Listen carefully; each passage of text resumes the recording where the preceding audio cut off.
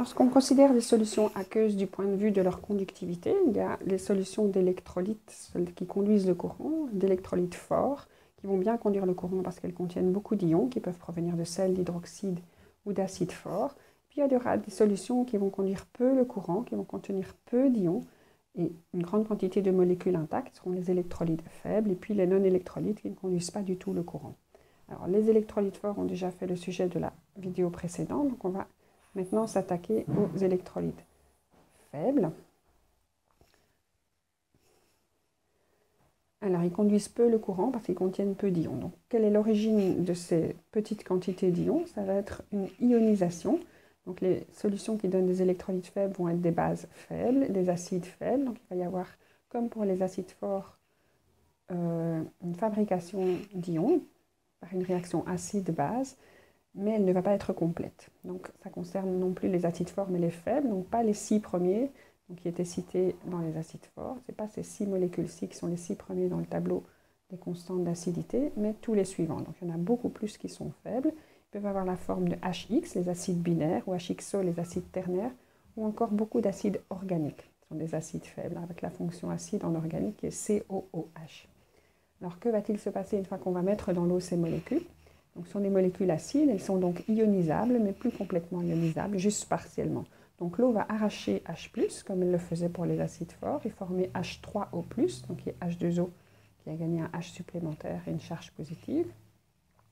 Et le reste de la molécule, qui peut être le X-, le XO-, ou la molécule organique avec le COO-. Donc les parties qui restent ici sont appelées les bases conjuguées. Donc c'est la partie qui reste de l'acide lorsqu'il a perdu son H+, qui va donc donner l'acidité de la solution. Alors, comme cette réaction est partielle, on va avoir une flèche dans les deux sens, c'est-à-dire qu'on va avoir un petit peu d'ions, mais ces ions peuvent tout autant reformer la molécule intacte, et donc ça va un petit peu être une réaction qui va tourner dans les deux sens. La flèche est donc double, demi dans un sens, demi dans l'autre, et on se retrouve avec la présence de molécules intactes, puisqu'elles sont formées en permanence, et la présence d'un petit peu d'ions. Et cet équilibre, cette réaction incomplète peut être plutôt déplacée vers les ions, plutôt déplacée vers les molécules intactes, selon la force de l'acide. Ici, on a représenté une majorité de molécules intactes, et une petite présence d'ions pour représenter le fait que ça conduisait peu le courant. Les ions sont représentés comme auparavant avec une couronne d'hydratation, plus avec les côtés oxygène de l'eau qui les entoure, et les moins avec les côtés hydrogène de l'eau qui les entoure. Les molécules intactes qui sont quand même solubles dans l'eau, comment est-ce qu'elles se dispersent dans l'eau? C'est en formant des ponts hydrogènes.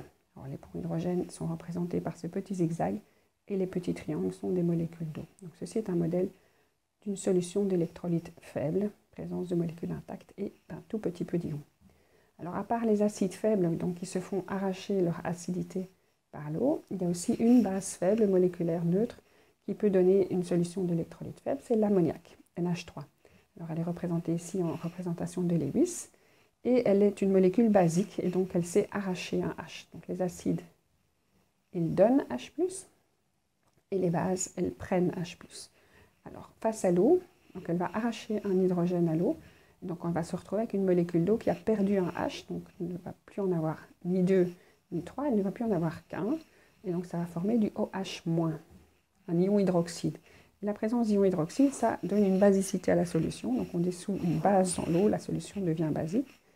Mais c'est partiel. De nouveau, la réaction est dans les deux sens. On aura encore des molécules intactes d'ammoniac, représentées par les rectangles, et un tout petit peu de présence d'ion. Alors l'ion qui est formé quand NH3 prend un H, il y a un quatrième hydrogène, donc ça ne devient plus NH3 mais NH4. Avec la charge au plus, vous retrouvez l'ion ammonium, NH4+. Alors ici, NH3 était la base qui a pris le H+, et l'eau a joué le rôle d'acide et donc a donné son H. Et ça a donné l'acide et la base conjuguée. Donc l'acide conjugué de la base, il a gagné le H+, la base conjuguée de l'acide, elle a perdu son H. Et vous voyez que ça peut se faire dans les deux sens, et donc on a présence de molécules intactes, en même temps qu'un tout petit peu d'ions. Donc ça, c'est pour les électrolytes faibles. Il nous reste à voir les non-électrolytes. Alors, les non-électrolytes sont des solutions qui ne conduisent pas le courant. Alors, pourquoi est-ce qu'elles ne vont pas conduire le courant? Parce qu'elles ne sont pas capables de donner des ions. Donc, c'est des molécules qui vont rester intactes. Donc, la solution ne contiendra que des molécules intactes. Il n'y a pas d'ions. Et donc, ça ne sait pas transporter le courant de l'électrode positive à l'électrode négative. Et ça reste non conducteur, non électrolyte. Alors, quel genre de molécules vont quand même donner des solutions? Il faut que la molécule soit polaire, qu'elle soit soluble dans l'eau, qu'elle puisse former des ponts hydrogènes.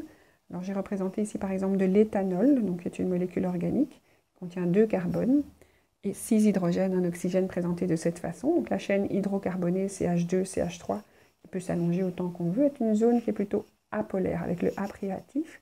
Donc, ça veut dire que ce n'est pas... Donc, il y a le A ici. Donc, la chaîne hydrocarbonée n'est pas polaire. Et la partie qui va permettre à l'éthanol d'être soluble dans l'eau, c'est la fonction alcool, OH.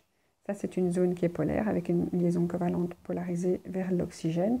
Une zone delta-, une zone delta+, qui sont bien présentes. Et on voit que l'eau sait faire des ponts hydrogènes, ici, entre les charges partielles positives et négatives, une interaction intermoléculaire de type électrostatique. C'est ça la définition d'un pont hydrogène. Alors, quelles molécules font ces solutions-là? Celles qui sont covalentes. Il ne faut pas qu'il y ait d'ions, sinon les ions seront dissociés. Et ils font qu'elles soient non ionisables. Donc, certaines molécules covalentes peuvent quand même former des ions. Ce sont les acides et les bases. Donc, les molécules qui seront le reste, les non électrolytes, seront des molécules covalentes, ni acides ni basiques.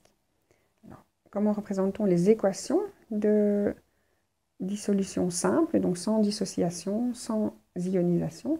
On écrit le soluté sous sa forme pure. Ici, l'éthanol est liquide. En le mettant dans l'eau, juste en le solvatant, il est entouré de molécules d'eau avec des ponts hydrogène. Donc, il n'y a pas une réaction avec la molécule, il n'y a rien de chimiquement différent. Elle est solvatée. On place maintenant le nom de aqueux, signifie entouré d'eau. Et on a donc bien la même molécule qui reste intacte des deux côtés. Elle est juste en solution ici. Donc, la dissolution simple pour les non-électrolytes. L'ionisation pour les bases et les acides, donc ils forment soit partiellement les ions, soit complètement. Donc attention à l'équation, enfin la flèche de l'équation. Les électrolytes forts, lui, par contre, faisaient beaucoup d'ions, uniquement des ions dans la solution. Et donc on avait des ionisations complètes pour les acides forts, ou alors des dissociations des sels, qu'on va considérer comme complètes aussi, même si certains sels sont moins solubles que d'autres.